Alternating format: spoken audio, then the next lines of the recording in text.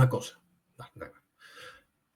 Buenos días, buenas tardes, buenas noches. Estamos aquí hoy en mi experiencia como escritor de nuevo, en un paisaje natural y un paisaje un tanto filosófico, poético, lírico, porque nuestro invitado está muy conectado con la naturaleza. Él es Adrián Fontova. Buenos días, Adrián, ¿cómo estás? Hola, buenos días. Pues muy bien, aquí deseando charlar un ratito contigo y con todos los que nos puedan escuchar después. Estupendo. Hoy, en mi experiencia como escritor, vamos a tener un programa, un episodio con acento, porque yo soy de Cádiz y Adrián es de Caspe. Entonces vamos a tener unos acentos ahí contrastados, pero que a mí me encanta, vamos. Es decir, pues mira, Adrián, que te voy a presentar formalmente, Adrián, es un autor que escribe desde el corazón de la naturaleza, con una mirada mágica y reflexiva que aunque no se considera un erudito literario, sí es un contador de historias y siempre va con la verdad por bandera. Sus inicios en redes están marcados por fotografías combinadas con textos y narraciones de su propia cosecha. Ha conseguido caer y crear su propio universo narrativo con Ella de la Tormenta, construyendo un imaginario desde la fantasía, el misterio y lo espiritual.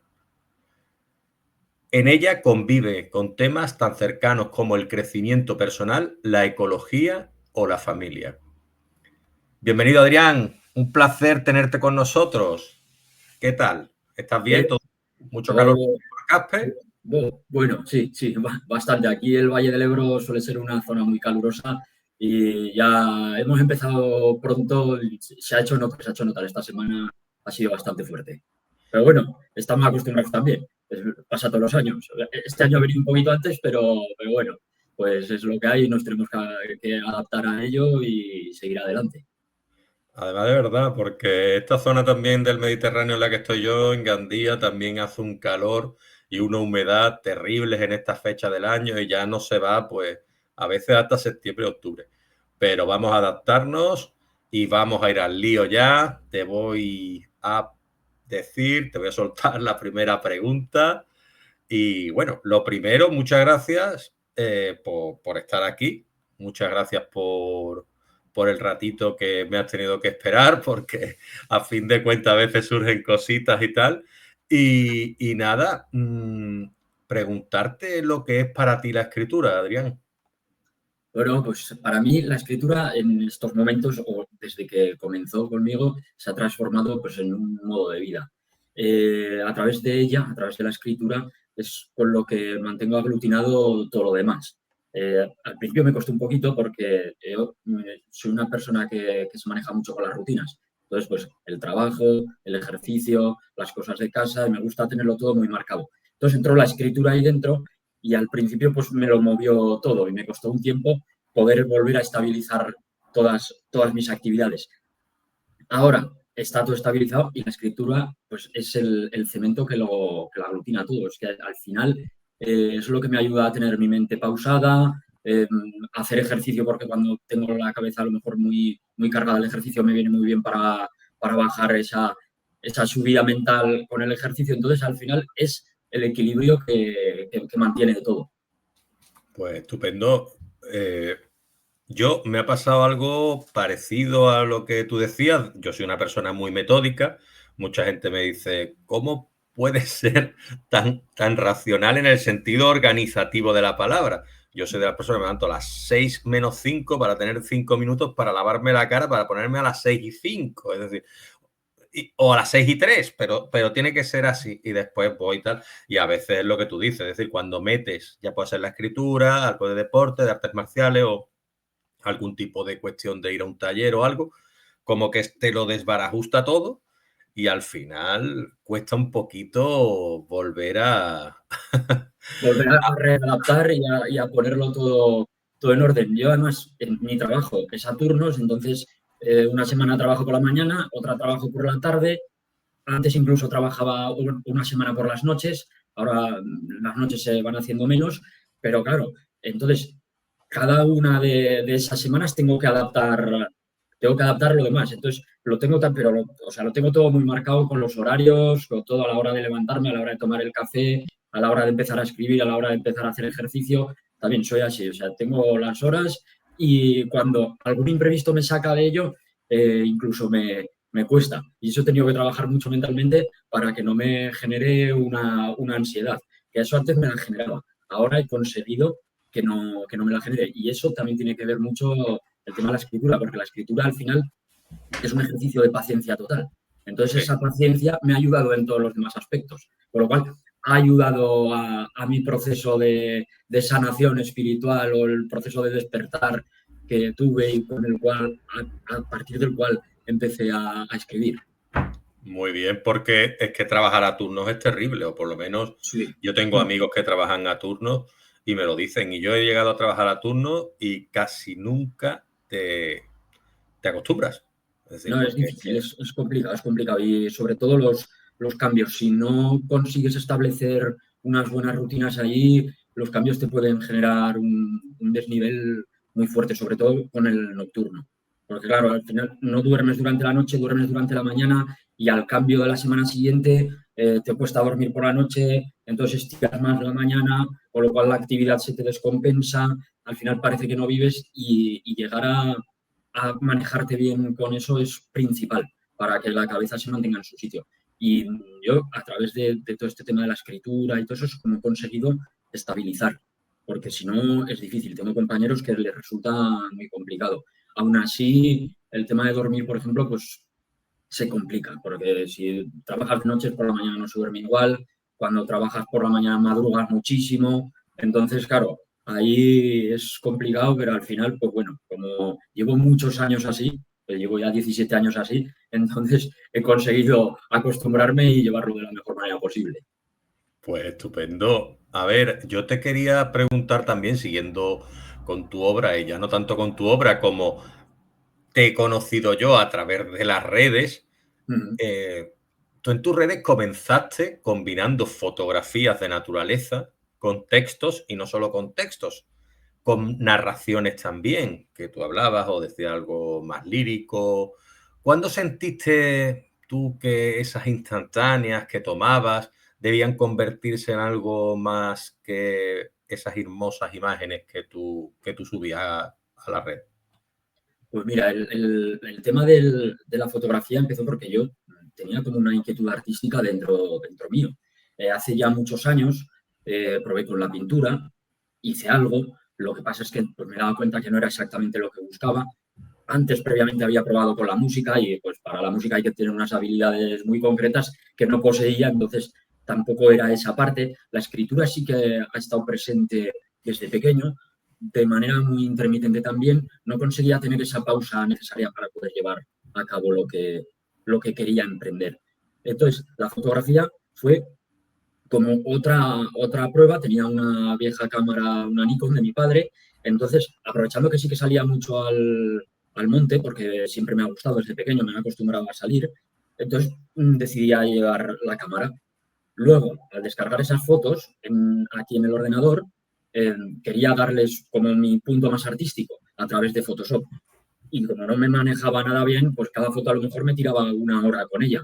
Me gustaba mucho cambiarle los colores al cielo, cambiar cosas así para darle otro sentido. Claro, tanto rato con esas imágenes, al final me despertaban a la hora de publicarlas el ponerle pues unas letras que me habían movido. Y como siempre me había gustado escribir cosas así como más prosadas y tal, más líricas, pues las introducía. Y eran los sentimientos que me movía esa foto. Y poco a poco empezaron a ganar más protagonismo. La gente le gustaba, la gente me lo decía, oye, me gusta mucho cómo escribes, lo que escribes, y a partir de ahí es como empezó a surgir el escribir un poquito más poesía o prosa, una prosa más poética. Después de ello no me quedaba allí, o sea, mi imaginación siempre ha sido muy fuerte, entonces ya es cuando empecé a hacer relato corto, también hacía relatos a través de las fotos y fui subiendo hasta que conseguí meterme en novela, que es lo que de verdad me ha llenado y lo que de verdad ha sacado esa parte artística que yo tenía ahí guardadita, pero que vamos, que al principio irrumpió a lo bestia, ahora está más calmada, pero ya se quedó ahí desde 2018 más o menos, que es cuando empecé con el tema de las fotografías. En el 19, a mitades del 19 es cuando empecé a escribir la primera novela. Y desde entonces ahora pues casi es un trabajo diario. O sea, al final muy pocas veces estoy más de 3 o 4 días sin dedicarme a algo de lo que exige el tema literario. Claro, es que es como eso, ¿no? Como algo que necesitamos para encarar el día o para estar calmados y demás, ¿no? Es como una especie de meditación activa, ¿no? Es como un Exacto. encuentro con uno mismo que tú Uh-huh. vas descubriendo muchas veces a través de los personajes cuestiones que están ahí y que dices tú, hey, esto no me imaginaba yo, pero claro, empiezas a empatizar y se te ocurren situaciones que a lo mejor no se te habrían ocurrido en algún otro tipo de ámbito. De hecho, acabas de hablar de tu primera novela que publicaste, que fue Tierra Eterna, fue la novela Tierra Eterna, se titulaba, una mezcla de géneros que denuncia la situación actual del planeta. Cuéntanos un poquito sobre esta historia y qué te llevó a escribirla, por favor. Mira, pues Tierra Eterna no es la primera que escribí. La primera que escribí fue Ella de la Tormenta, la primera parte de Ella de la Tormenta, ¿vale? Después de ello, claro, acabé Ella de la Tormenta, que aún no tenía título, que se llamaba de otra manera, y me quedé un poco, a ver, ¿ahora qué hago? Pues la pasé a algún lector cero, había que corregir, era nuevo totalmente en esto, ¿cómo se hace? ¿Qué tengo que hacer? Y entonces estaba en unas vacaciones en un camping en los Montes Universales, en Brochales, en la zona de la Sierra Albarracín, en Teruel, y estaba una noche allí. Después de cenar salí al porche del bungalow y había una ave nocturna cantando, un cárabo cantando. Es que eso fue como el inicio, ¿vale? Entonces empecé Dios, qué maravilla es esto, estar en plena noche en medio de un bosque y el silencio roto por ese cantar del cárabo. Al irme a dormir esa noche, los sueños, como yo soy soñador lúcido y puedo en el duerme vela ir manejando los sueños a mi antojo más o menos y luego recordarlos, salió un sueño que tenía que ver con los elementos, con tierra, con fuego, tal. Vale, entonces desarrollé un personaje que iba pasando por esos elementos. Estaba de vacaciones, no tenía nada para escribir. A la que volví a casa dije, voy a esa historia que se movió, como la recordaba, yo voy a escribirla. Por tomar unas notas, serían unas cuantas páginas, y luego ya la guardo en el cajón y ya veremos por dónde mueve más adelante. Bueno, misión imposible. Empecé y ya no pude parar. Ya no pude parar, entonces empecé a dar un sentido a esa historia a través de otras cosas que tenía dentro de la cabeza, preparadas para a lo mejor un relato corto, otras historias, todas fueron hilando, retorciéndose, juntándose para llevar a cabo la novela. Entonces, la empecé y la terminé, sin ningún tipo de guión ni nada. Fue, o sea, como salir a lo bestia. Y dije, ostras, aquí ha quedado algo bueno. Y luego ya me dediqué con ella, sí que le di una corrección, la intenté y la moví por algún sitio, bueno, pues no fructificaba. Después vino la pandemia, que es cuando ya tuvimos mucho tiempo, porque en el trabajo trabajaba una semana sí, una semana no, y la semana que no trabajaba estaba en casa y como no podía salir, ahí volví a meterme en la escritura y escribí la segunda parte de Ella de la Tormenta. Entonces mi inicio fue como muy bestia. Después de ello ya decidí tirar para adelante y es cuando conseguí la publicación para Tierra Eterna, que fue en Muy el año bien, 2021. muy bien, muy bien. Pues yo me gustaría, porque claro, yo hay ciertas respuestas que me dais, ahora me has dado tú una, que yo no puedo dejar pasar una pregunta, porque yo cuando lo leí en tu biografía que me pasaste para poder hacer la entrevista y demás, yo me quedé muy impactado diciendo, bueno, hay gente que sí, que puede controlar los sueños de alguna manera y tal, pero eso parece algo más allá de la conciencia para mí. Claro que yo no puedo, que yo lo paso, pues cuando tengo una pesadilla lo paso mal y cuando tengo un sueño un poco más erótico, de alguna manera también lo pasas mal porque es como estás siendo infiel o cualquier cosa, ¿no? Entonces, claro, tú me hablas de lo que es un soñador lúcido, pero yo necesito que tú te adentres un poco en eso y me quites a mí la duda y nos la quita a todos, porque lo mismo, la gente piensa lo mismo que yo, soñador lúcido, ¿cómo se manejan los sueños? Pues a ver, teóricamente, porque a través claro, yo desde pequeño, o sea, esto me pasa desde pequeño, el tema del sueño lúcido. además es una herramienta que si la controlas es muy creativa, porque claro, la mente está como muy abierta en ese momento y te genera poder visualizar una novela completa en muy poco tiempo. Y claro, encima luego la capacidad buena de esto es poder recordarlo. Y poder recordarlo, o sea, al final es como un recuerdo. No es exactamente como un recuerdo, pero sí creo que se almacena del mismo modo. A través de esto, claro, yo ya me había adentrado en el mundo energético y este mundo del sueño lúcido está vinculado al mundo energético. Entonces, investigué un poco y encontré mucha información en Internet y mucha gente como que lo utiliza. Yo hasta esto sí que no he llegado, pero que lo utiliza como un vehículo total de creación o un vehículo de encontrar información de vidas pasadas, de poder vislumbrar futuros. Yo hasta ahí no he llegado. Y sí que ellos, o sea, se habla mucho del control total, de que lo que tienes que hacer es ser consciente de que estás soñando, porque eso es realmente lo que es más complicado. Porque hay veces que eres consciente de que has estado dentro del sueño, pero una vez te has levantado. Y eso es lo que yo creo que le pasa a todo el mundo. Una vez te has levantado, una pesadilla, por ejemplo, cuando estoy muy fuerte, tienes esa sensación de decir, ostras, ha sido un sueño. Pero aquí la clave es poder ser consciente dentro del sueño. Y en el momento que, ostras, es decir, estoy en el momento del sueño, a partir de ahí empezar a manejarlo. Lo primero que hacemos todos es volar. O sea, eso es innegociable. Vamos a ir a volar por la sensación que te produce. Después de unas veces así que vas volando y tal, sí que vas buscando ya pues las sensaciones o lo que más te gusta.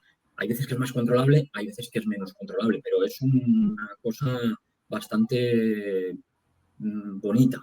Bonita y aparte te ayuda porque el tema de las pesadillas a mí me pasaba que me condicionaban el día. O sea, me podían llegar a condicionar un día porque eran, sobre todo yo lo vinculo a mis temas emocionales y en el momento que yo estoy pasando algo malo, un bache, esas pesadillas son muy reales y con cosas muy fuertes. Entonces eso me podía llegar a dejar un día completamente en off. Y por el lado contrario, cuando estás bien, tienes sueños muy bonitos y también ese día te los sube mucho. Claro, lo que te ayuda a ser consciente de estos sueños lúcidos es, en el momento que te despiertas, pasar páginas sobre ellos, que no te condicionen el día. Y a través del luego, encima, poder darle un sentido para escribir, claro, es una herramienta genial. Ahora soy menos soñador lúcido. Ahora la verdad es que soy menos, hay muy pocas veces que consiga meterme dentro, pero yo me imagino que debe ser un poco del tema de que con mi despertar espiritual estaba muy vinculado y lo tenía todo muy hacia afuera y ahora he ido metiendo más hacia adentro, interiorizando más, entonces necesito menos esa herramienta. Para la hora de escribir realmente ya no la necesito. Entonces la utilizo menos, pero vamos, es una sensación que es agradable. Pues gracias por saciar mis dudas, porque era una virtud, digámoslo así, que yo conocía, pero nadie me lo había podido explicar de primera mano. Yo soy una persona que cuando me dicen algo y me deja impactado, pues intento preguntar para enterarme, ¿no? de cómo funciona eso. Siguiendo un poco con tu carrera literaria, Ella de la Tormenta, que tiene un enfoque más narrativo, quizás más complejo, está dividido en dos partes, despertar y confirmación, al menos de momento. ¿Cómo nace Tesa y cuándo supiste tú que esa historia merecía ser contada en más de un libro, no solo en uno? Pues mira, Tesa parte, como no, de un sueño. Pero es que además es un sueño en la noche de mi cumpleaños. O sea, yo cumplo el 1 de mayo, pues lo tuve en la noche del 30 o 31 de abril, ahora no sé si es 30 o 31, pero de esa noche al 1 de mayo lo tuve. Y fue despertarme, haber manejado el sueño y haber visto toda esa primera parte y decir, bueno, esto ya no es un relato corto. O sea, no es una novela que pueda ser corta, no, no. Esto es una novela entera. O sea, y lo tuve claro desde el minuto uno. O sea, es que yo conocía al personaje. O sea, lo vi y lo sentí y supe exactamente esa primera parte, cómo era el principio, cómo podía ir desarrollándose y cómo era el final. Lo primero que hice esa mañana, era temprano, a las 7:30 de la mañana o algo así, cogí un folio y lo escribí todo, para que no se me fuera nada. Aunque lo tenía en el recuerdo, para que no se me fuese nada, escribí en un folio como una especie de guión. Y al día siguiente, ya claro, porque era mi cumpleaños, iba de comida familiar y todo eso, y al día siguiente es igual no fue al día siguiente, igual fueron un par de días hasta que se estabilizó todo bien en mi cabeza, empecé a volcarme hacia escribirla. Yo nunca había escrito una novela larga, había escrito lo más largo, a lo mejor tenía 15, 20.000 palabras. En esta primera versión de Despertar hizo 90.000. O sea, fue bestial. Claro, luego los ajustes que le fui llevando con todas las correcciones profesionales, con la gente que me ayudó, la redujeron casi a la mitad, porque ahí había metido muchas cosas que no eran, el ritmo narrativo pues lo partían. Muchas descripciones innecesarias, pues el padre Tesa tiene un aserradero, busqué información por internet de cómo funciona un aserradero y lo describí totalmente. Claro, eso luego lo pones a leer y no es necesario. Pues con que digas que tiene un aserradero y una pequeña descripción es suficiente para que no te pierda de lo que es la historia principal. Claro, eso aprendí un poquito después. Claro, o sea, Despertar al final es la que me enseñó bastante a llevar una historia. A llevar una historia y que sea rápida, porque al final el corte, sobre todo esta primera parte, es más juvenil y necesitas que mantenga la acción y me gusta a mí leer cosas que me mantengan enganchado con la acción desde el principio y poco a poco puliendo es lo que traté de conseguir. Qué maravilla, cómo lo cuenta el tema de cómo se va forjando la historia y demás. Y que sepas que en lo que tú has comentado, yo he caído también. Yo cuando escribí Proyecto Unicornia, también cuando te empiezas a meter en temas de investigación y demás, yo se lo pasé a un amigo, a Sebastián, y le digo, mira, tal. Y me dice, sí, pero ahórrate cuando estás en un combate cómo funciona una ballesta, porque es que ni me interesa, ni pega, ni llega. Claro. Y claro, pero tú como te has leído cómo funciona una ballesta, porque y metió el pivote y tal, y pulsó Sí. el resorte y tal, y dices tú, que yo, que es lenguaje técnico que a mí me da igual, ¿sabes? No, pero es que la ha creado ella, y tú intentas como que eso no sobra, ¿no? Pero al final sobra. Al final, y tragarte ese primer orgullo escritor es también un acto de sanación total, ¿eh? Porque, claro, cuando te vienen las primeras cosas y te dicen, oye, es que aquí me sobra 3 páginas, y dices tú, Sí. pero, hombre, pero son cosas que he escrito yo, ¿cómo lo voy a quitar? Y al final te cuesta, pero tienes que hacer caso y ves cómo sí que tienes razón. O sea, si estás contando con una persona que se dedica, que es profesional de esto, hay que hacerles caso porque de verdad te están ayudando a pulir tu novela. Y desde luego yo estoy muy agradecido y hasta que no pases esa primera corrección profesional no ves muchas de las cosas y luego que te ayuda un montonazo porque a partir de entonces cuando escribes ya eres mucho más conciso y ya llevas la historia a lo que quieres tú, pero a ponerte en la piel del lector, que es lo que va a querer el lector a la hora de llegar a escribir. Si en las primeras 20 páginas no lo has enganchado, lo más probable es que cierre las tapas o lo quite del digital y no lo vuelva a leer. Entonces, ahí ese reto es en el que te van a ayudar. Claro, al principio, los que hemos empezado así un poco de manera autodidacta, entre comillas, porque al final Sí. los procesos son muy parecidos para todos, cuesta y es difícil, pero hay que hacer caso porque de verdad después cuando lees el producto final dices, hostias, ha merecido mucho la pena. Y cuando alguno de los lectores que ha leído al principio lee el final, dice, ¡buah! ¿Cómo ha cambiado la historia y qué bien ha ido? Yo incluso quité algún personaje que no tenía demasiado sentido Sí. y que había durante un momento sí que tiene mucho protagonismo, pero después desaparece y ya no lo tiene. Y claro, al leerla dices, no puede ser porque no queda como forzado, no queda bien. Claro, vuelve, quita toda esa parte, busca en toda la novela si se le nombra o no se le nombra para apartar, para que quede bien, porque si no, hacia el final sale un nombre y dice, ¿y este qué tiene que ver aquí? Sí. Y Entonces, a mí me parte de dijo, eso, sí, es a así, mí es así. me dijo Jesús, dice Jesús Cañada, un Mm, amigo de toda la vida prácticamente, de mi adolescencia, de mi juventud, escritor profesional. Y le pasé Proyecto Unicornia y me dice, Leo, esto le sobran 100 páginas. Y digo, ¿cómo le va a sobrar 100 páginas si tiene 450? Le sobran 100 páginas. Y yo me quedo desolado. Dice, la historia está bien, tal, pero le sobran 100 páginas. Y me puse y le resté pues como que unas 25.000 palabras o algo así, ¿sabes? Entre unas cosas, otras, tal. Y sí, quedé súper contento al final, de que me quedaron 324 y sí que es verdad que a lo mejor no quité lo que tú decías, ¿no? 100 páginas por un tema no de orgullo, sino porque lo vas reconfigurando tal y tampoco 100 páginas pueden ser 80, ¿sabes?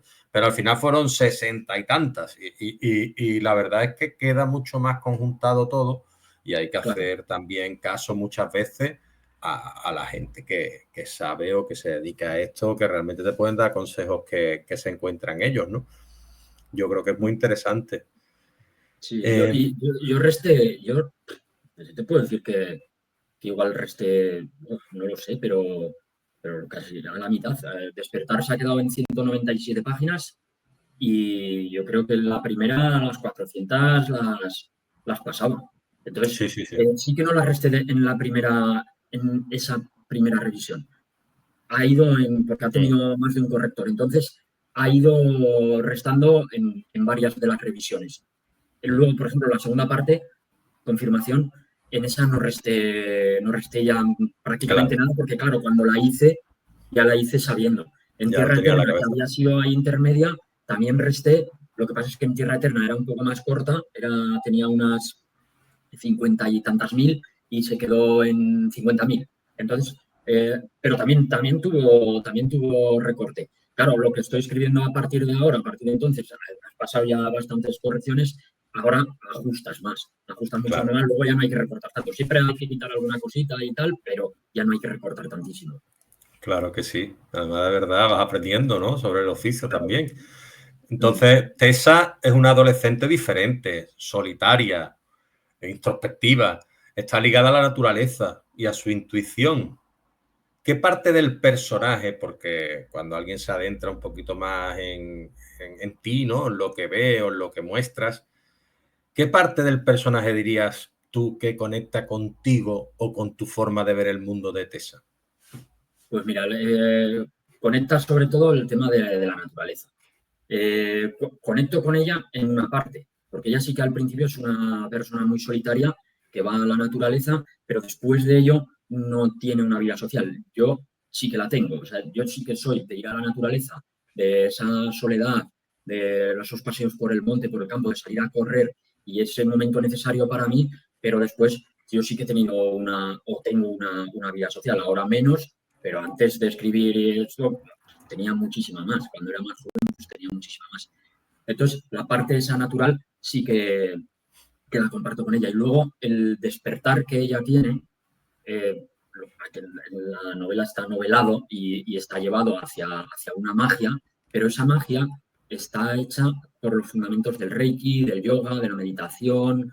Todo eso es lo que yo sufrí en mi despertar. Entonces, toda esa parte es la que le he dado a ella y esa magia la he desarrollado a través de esos fundamentos de las energías, de los chakras, de todo lo que las personas que estén metidas en este mundo lo conocen y lo reconocerán perfectamente. Claro, novelado todo de una manera para que genere magia. O sea, Claro, tiene que ser así, claro. para que tenga una magia. Entonces, comparto esa parte con ella. Al final, yo creo que, mm, aunque algunos digan lo contrario, todos los escritores en nuestros personajes hay parte nuestra dentro de ellos. Pero al final es nuestra vida para adoptar otras vidas. Entonces, es que para mí siempre van a tener una pequeña parte, sean hombres, sean mujeres, sean mayores, sean jóvenes, ahí va a estar.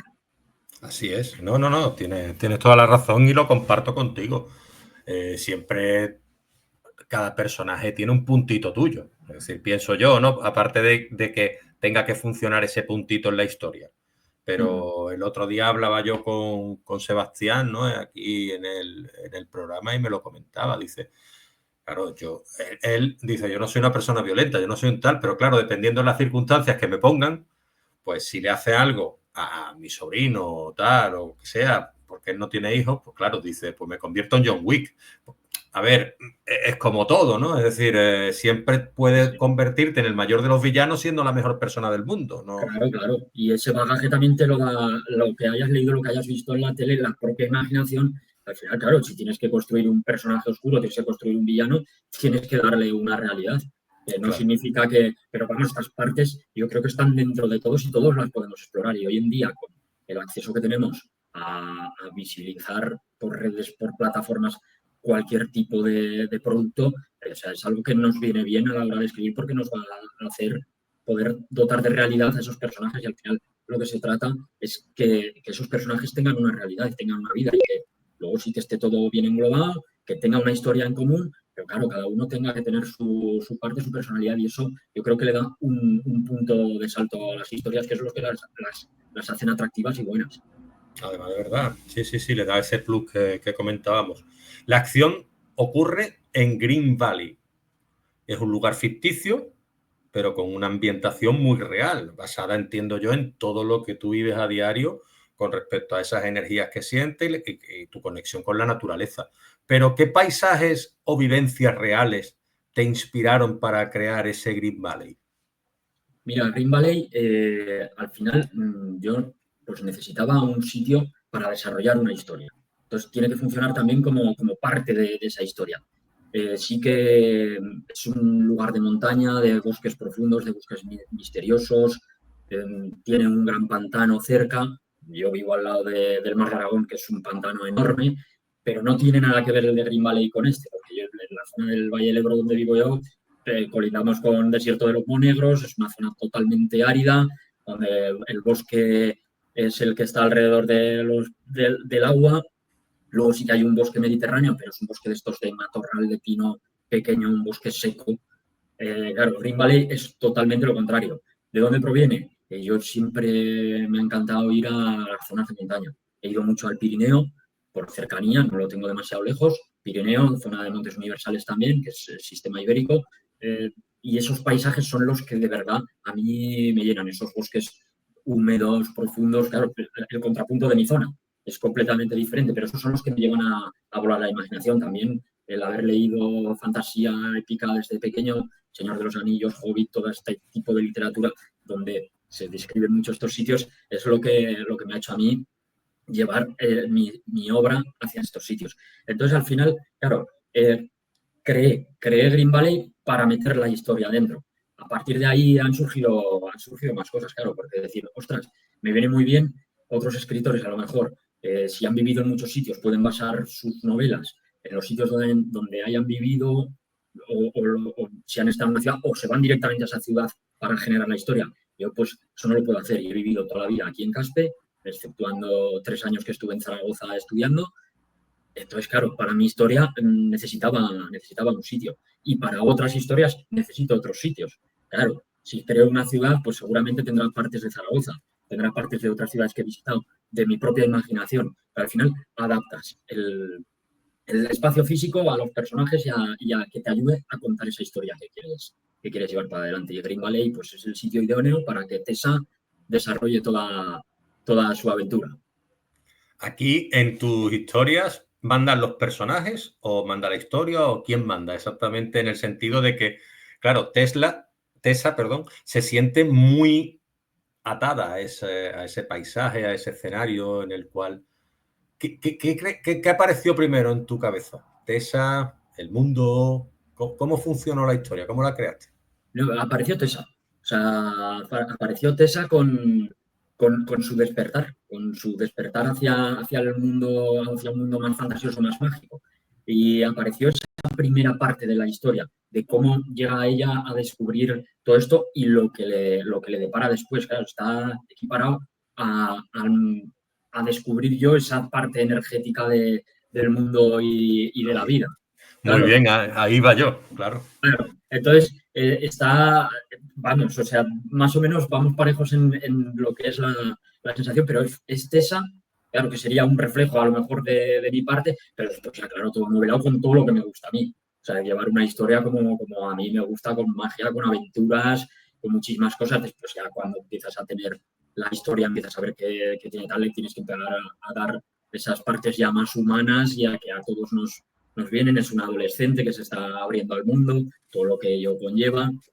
Todos hemos sido adolescentes, todos nos hemos abierto al mundo, a sus cosas buenas, a sus cosas malas. Entonces, claro, eso también lo quise dejar plasmado allí. La relación con su padre, la relación que pueda tener con posibles amistades, es todo ahí. O sea, la historia va creciendo. A través de ella va creciendo y va llegando.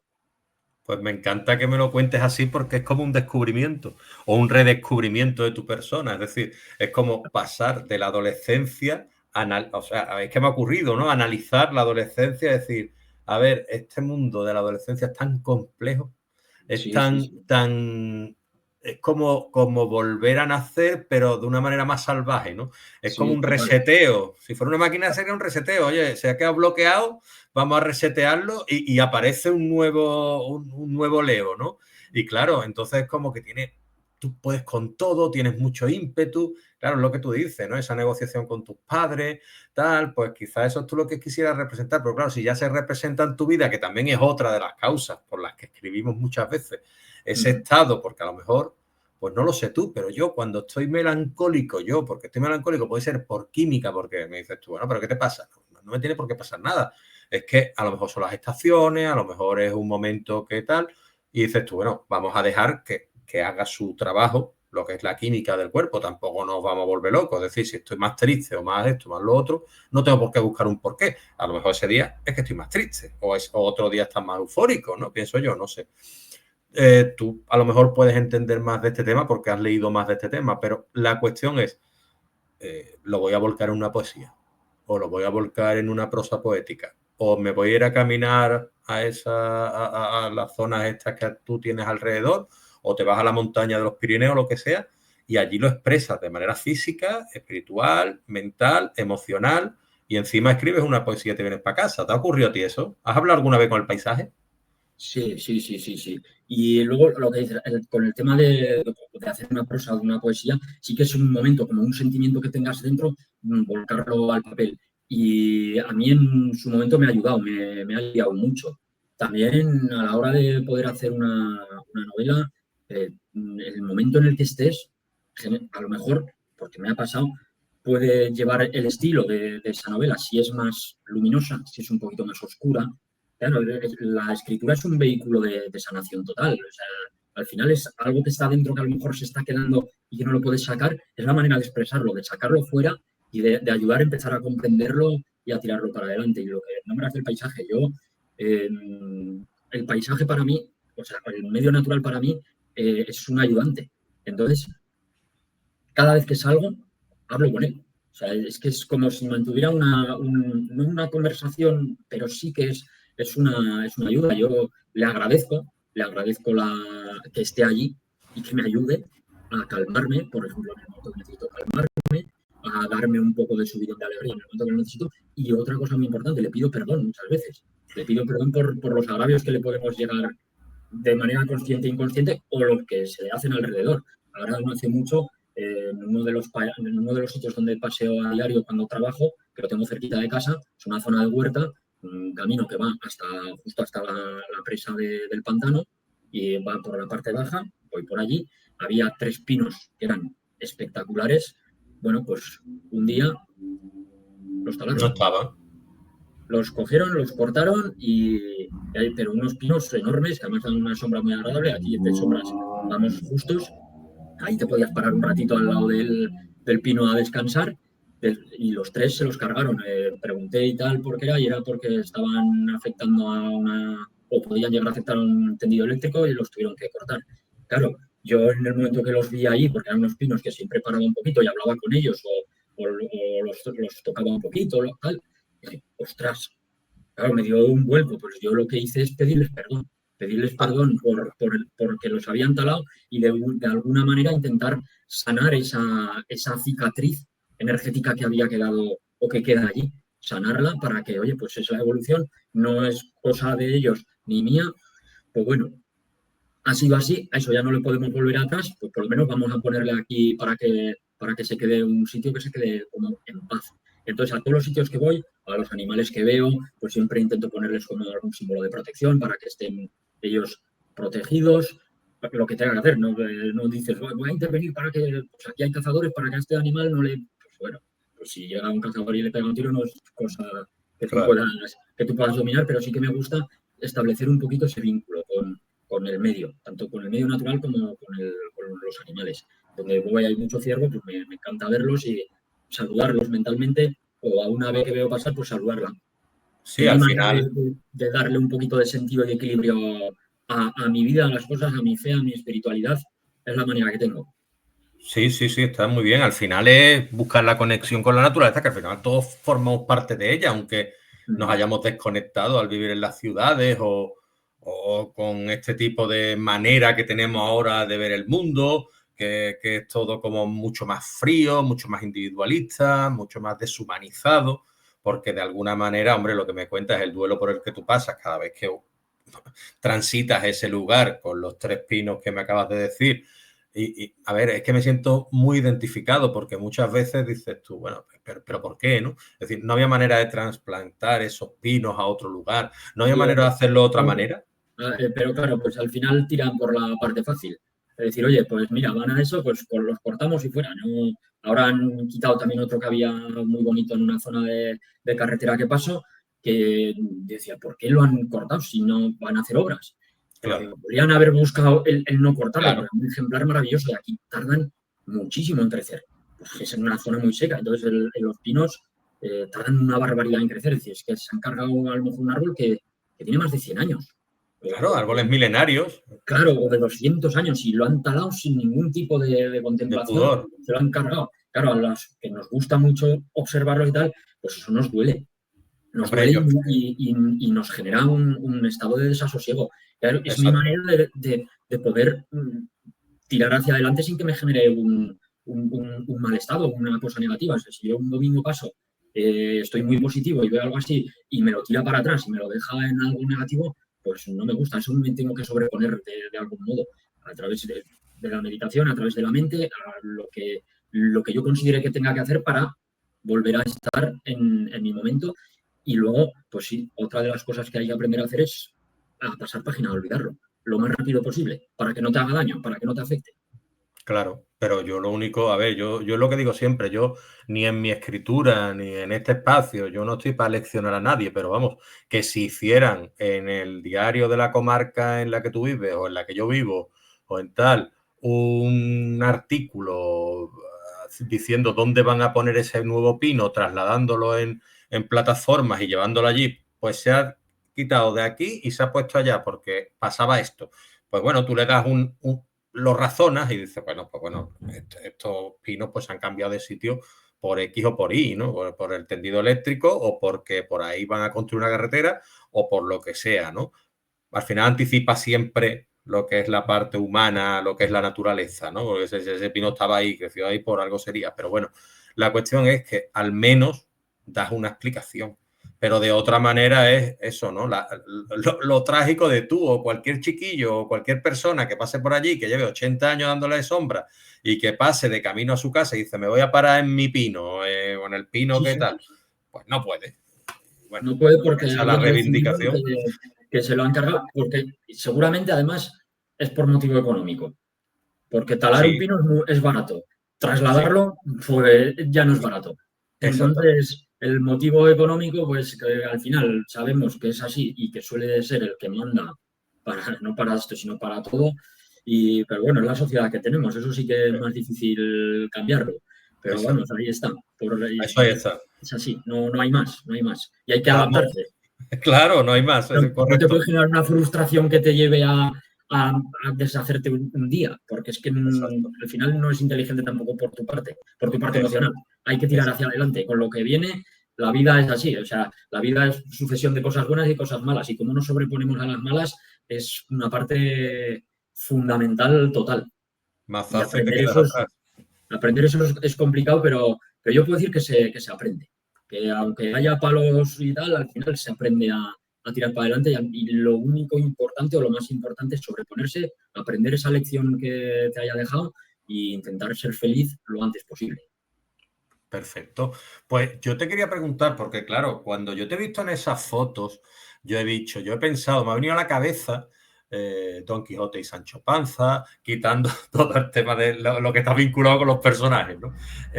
O no sé, Sherlock Holmes Watson y tal. Tú también tienes, de alguna manera, si yo te novelizara tu vida, tú tienes también a tu personaje secundario que te acompaña a todos los sitios y demás, ¿no? Háblanos un poquito de ese, tú eres el protagonista y él es tu fiel compañero. Háblanos un poquito de él que tanta importancia tiene también en las redes. Sí, sí, sí, hombre, Bingo, mi perro Bingo, bueno, mi sobrino peludo Bingo, es un fenómeno ese animal, un animal súper vital, está siempre haciendo alguna. es travieso, corre, juega, salta. Entonces, claro, a mí, viendo las redes sociales, veía vídeos de gente con sus perros que les ponían voz y todo eso y me hacían muchísima gracia y me gustan mucho. Pero yo dije, bueno, yo tengo que darle su parte de protagonismo aquí al Vinguete. Y lo grababa y como hace 1.000 millones de cosas, pues lo puedes grabar. Y a partir de ahí, pues a ponerle la voz y a doblarle. Yo siempre digo que es él el que me dice lo que hay que hacer. ¿Sabes? Que se pone ahí conmigo al lado y me dice, tienes que decir esto, yo quiero decir esto y tienes que expresarlo, porque, claro, dice, yo no sé hablar, no puedo decirle a la gente lo que estoy haciendo en este momento, dice, pero tú vas a ser mi vehículo y lo vas a decir. Entonces hago esos vídeos, le pongo la voz, con un filtro, se modulan y a la gente le gustan muchísimo, son los vídeos que más alcance tienen. Claro, es normal, son vídeos son vídeos de felices, o sea, son vídeos que te vas a reír, porque claro, los animales siempre nos despiertan esa parte que tenemos todos de cariño y de ternura. Entonces, claro, si lo pones haciendo una travesura y encima con una voz que tiene él así de jovencito, pues claro, son vídeos muy buenos. Y luego un animal al lado de toda la persona que tenga un animal o que haya convivido con animales, sabe todo lo que aportan, sabe todo lo que te dan. O sea, es que al final no estás solo. No, si eres una persona solitaria y tienes un animalico al lado, no estás solo, estás acompañado todo el día. Entonces, claro, yo para mí he tenido perros prácticamente siempre y toda la vida los he tenido y siempre cada uno de ellos además ha tenido una personalidad muy marcada, diferente entre ellos. El anterior era un animal que estaba en su día a día súper tranquilo, era más desapegado de nosotros. Este Bingo es, vamos, o sea, todo el día lo tienes por encima. Luego antes tuvimos otra que era una perra que ya funcionaba a su bola, o sea, que le podías decir lo que quieras, ella hacía lo que le daba la gana. O sea, una pasada. Cada uno tiene su personalidad y te ayuda en algo. Entonces, para mí, vamos, Bingo es un fenómeno, es mi compañero de aventuras. Estupendo, porque lo cuenta con un cariño y encima te lo pasará bomba haciendo los vídeos. Sí. Pues entonces ya, Totalmente. doble premio. De ayer tengo un vídeo bueno que creo que no sé si hoy o mañana o pasado le voy a dar salida, que estaba dentro de la piscina de una piscina y creo que va a tener buena calidad. Y otro jugando con el barro que también puede tener ahí algo interesante que decir. Estaré atento, estaré atento. Sí. Y has hablado antes bueno, hemos hablado de hablar con esos parajes, ¿no? Y lo que les dirías, ¿no? Pues háblame de algunos de esos parajes, ¿no? Que tú te sueles encontrar o reencontrar contigo mismo y recargar pilas por tu zona. Mira, te voy a hablar o sea, yo hago la parte del camino este que te he dicho que hago entre semana, es un camino donde salgo a andar. Sobre todo cuando trabajo por las tardes, por la mañana, después de escribir, después de hacer ejercicio, para relajarme, para ir al trabajo y tal, suelo caminar por allí, por esa zona.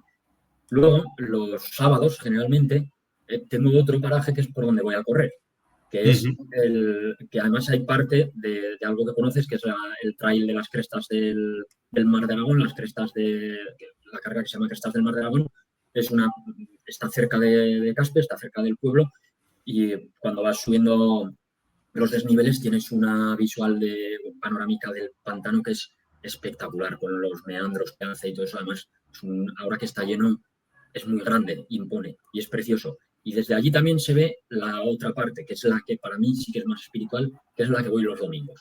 O sea, y esa es innegociable todos los domingos. Alguno no puede ir por una circunstancia, pero tiene que ser muy fuerte para que no vaya. Que es la zona se llama Sierra de Valdurrios, que es la parte de abajo, que es la que pertenece a Caspe, y luego la parte que está un poquito más alta Caspe está a 100 metros sobre el nivel del mar, esta parte está a 300, entre 300 y 400, o sea, no son montañas altas, son pequeñas, pero vamos, es una parte de sierra y la parte alta es plana, y esos son los Monegros, el desierto de los Monegros. El desierto de los Monegros es un sitio espectacular, árido, lleno de campos de cultivo, pero con unos horizontes gigantes, o sea, es que allí no te los acabas. Los atardeceres son increíbles, o sea, puedes tener 3/4 de hora de atardecer. Y desde allí, de esa parte monegrina, luego, en lo que es la parte alta de Valdurrios, hay una zona que pertenece a Fraga, que se llama la Serreta Negra, y ese es el bosque mediterráneo que he nombrado antes. Es un bosque mediterráneo primigenio, está virgen totalmente. Es como es un bosque mediterráneo, impenetrable prácticamente en todos los sitios porque es todo matorral bajo. Estos matorrales de aquí de zona árida tienen muchos pinchos, son incómodos de andar, o sea, por allí no puedes meterte, los pinos son hasta abajo, es una zona sucia, es una zona, o sea, hay pino, pero es bastante seca, bastante calurosa. Pero esa es mi zona.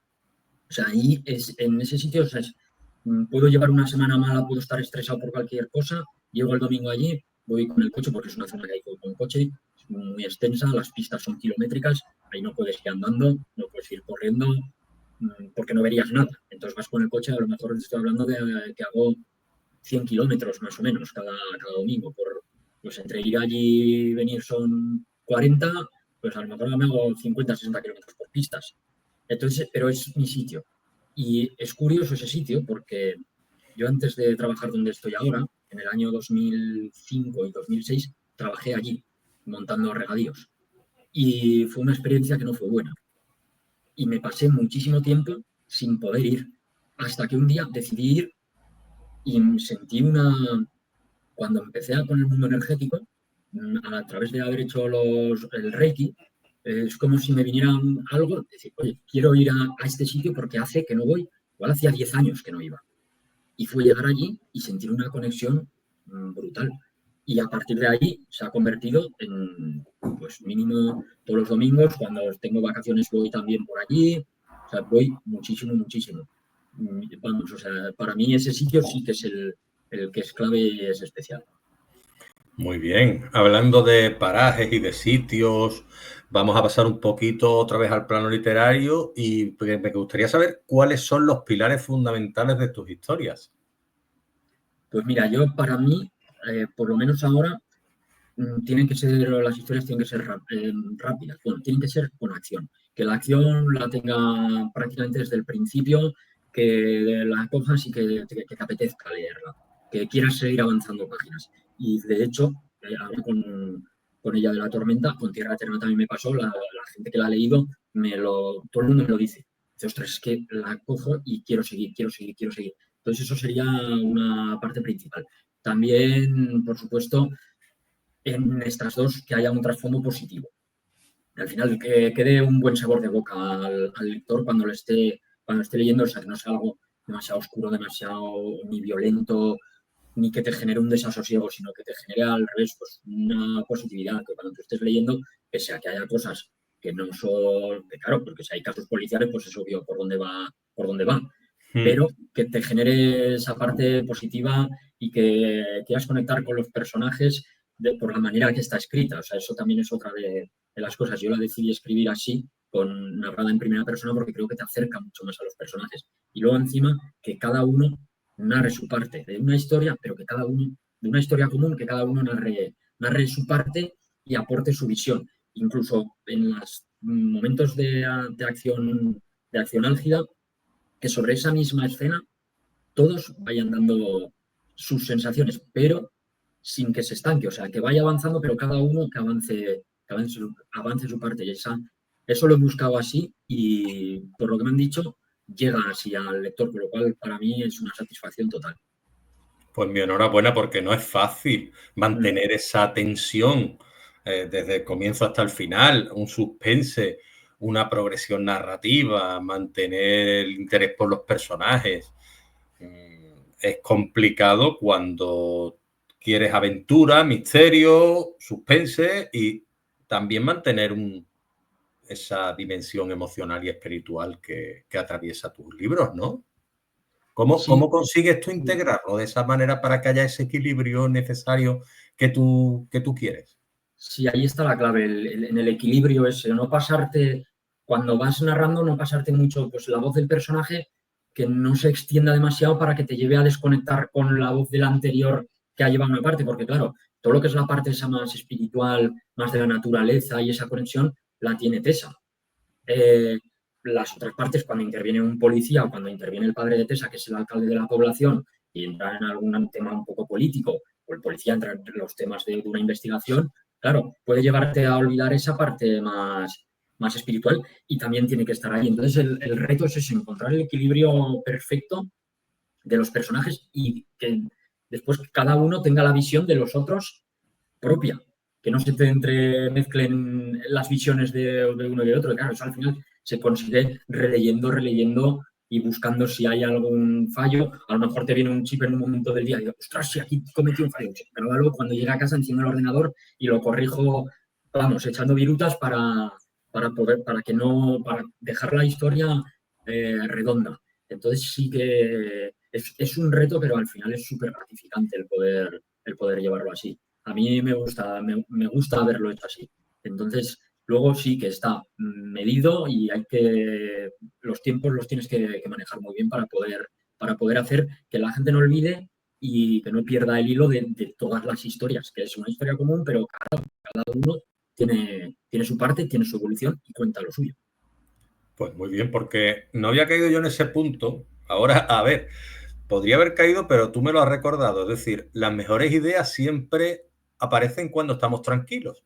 Pero es que también cuando estamos tranquilos nos damos cuenta de los peores errores que hayamos podido cometer. Y Claro. eso es una cosa que no había yo conectado también, porque muchas veces estás tú tranquilo viendo una película con tu pareja o estás paseando y dices tú, ¿cómo he podido meter esto? ¿No? Aquí, ¿no? Voy para casa, lo que tú dices, ¿no? Echando Sí, virutas, sí. ¡pum! Y me siento delante del ordenador y dices, chiquillo, dúchate primero. No, que tengo que arreglar. No, lo primero, o sea, lo que sea no tiene importancia. Lo primero, si te ha pasado, a mí me ha pasado durmiendo, es decir, lo primero, me levanto, me voy al ordenador, lo cojo y lo corrijo. Me ha pasado trabajando y cuando llegas a casa decir, es que es un momento, que es que si no se me va. Y si no puedes, si te puedes agenciar un bolígrafo y una libreta para dejártelo apuntado, un folio, una hoja, lo que sea, en el móvil, donde puedas, apúntalo para cuando llegues y puedas hacerlo, darle esa corrección, porque a lo mejor se te puede ir de la cabeza y decir, ostras, he encontrado un fallo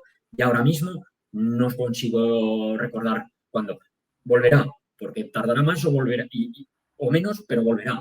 Lo que pasa es que ahí te va a generar un estado de ansiedad ahí que tienes ahí como diciendo, oye, tú, que aquí hay algo que Innecesario. corregir y es innecesario. Hay que corregir rápido porque al final en una obra larga siempre va a haber algún desajuste.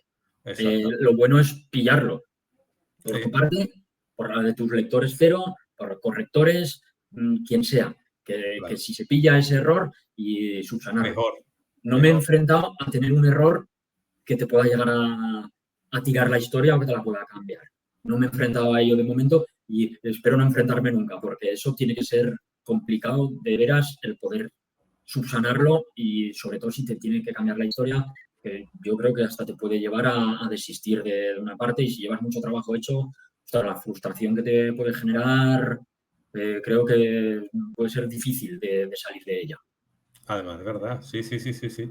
A ver, a mí me gusta siempre que escritores o escritoras que pasan por aquí, pues bueno, y tienen proyectos o han participado en algunos proyectos solidarios, benéficos, pues a mí como tributo y como homenaje y como regalo a vosotros, ¿no? En este caso a ti, que habéis hecho esto de alguna manera altruista y desprendida, pues eso me gusta comentarlo yo porque, claro, a veces somos tan humildes, algunas personas, ¿no? Yo me incluyo porque tampoco voy por ahí digámoslo así, diciendo, ay, pues yo he hecho esto, yo tal, porque tampoco viene al caso, sino minimizas, ¿no? Lo que estás haciendo. Entonces, a mí me gusta, pues eso, decirlo, porque a lo mejor pues tú no lo vas diciendo por ahí. Pues yo lo reivindico en tu persona, diciendo que Adrián pues participa en proyectos solidarios, benéficos, y claro, quiero que me hable, por ejemplo, La criatura oscura. Háblame de ese proyecto y también de otras antologías que has tú participado para asociaciones. Sí, La criatura oscura es un proyecto que llevamos a cabo entre dos personas. Uno soy yo y el otro es Xavi Aimera, que por las redes, seguramente alguien que nos vea lo va a conocer porque por las redes es muy, muy activo. Es coach de escritores, él ha publicado, es escritor. Entonces me propuso, era en la época en la que yo ya empezaba a escribir, pero no escribía tanto y me dedicaba más a la fotografía. Entonces él tenía una historia, era como un cuento y quería, es un cuento oscuro, es un cuento adulto y quería llevarlo a cabo. Y a él le vino, es decir, que yo hiciera la parte fotográfica del proyecto. Entonces es un fotocómic. Un fotocómic, claro, es en las fotos con sus bocadillos, con sus cosas, con su historia que va generándose. Entonces me lo propuso y le dije, por supuesto que vamos hacia adelante. Entonces mi primera incursión en este mundo artístico. Es la primera vez que mi nombre figura en el mundo literario. Tengo muy buenos recuerdos porque al final quedamos muchas veces para ir a hacer estas fotos. También mi creatividad estaba ahí. Decir, oye, pues la historia va así, ¿tú qué crees que podíamos hacer? Pues mira, vamos a buscar este paisaje, vamos a buscar esta manera, vamos a hacerlo así. Liamos a un montón de gente, porque liamos a familiares para hacer como una representación de una barbacoa. Amigos, fuimos a una tienda que había aquí frente de mi casa y hablamos con la chica, con la dependienta, para ver si quería posar para una foto.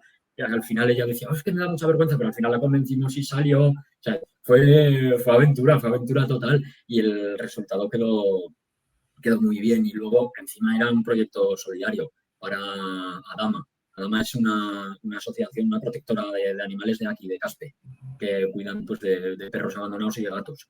La llevan entre muy poquitas personas ahora y son ahora pues, personas que se han transformado en gente amiga, muy amiga, y que son ángeles guardianes, ellos dos, es un matrimonio que son ángeles guardianes. Lo lleva más gente, hay más gente implicada, pero yo con los que más tengo relaciones con ellos dos, con Jesús y con Milagros, y ellos son ángeles guardianes para estos animales, igual que todos